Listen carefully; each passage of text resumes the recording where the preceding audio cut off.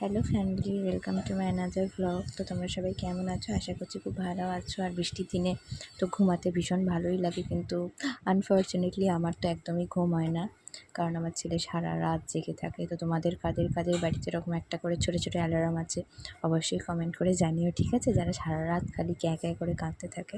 আমার বাড়িতে তো সারাক্ষণ সব চলতেই থাকে। তো এখানে আমার মাছ ভাজা করছে, দুপুর 12:30টার সময় মাছটা খুব জোরে ফেটেছিল। তো তোমরা কারা কারা মাছা খেতে ভালোবাসো অবশ্যই কিন্তু কমেন্ট করে জানিও।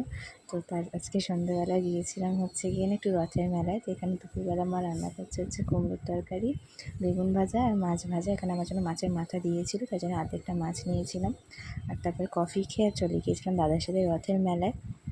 আর রথের মেলায় প্রচণ্ড ভিড় হয়েছিল, যেহেতু আজকে উল্টো রথ ছিল।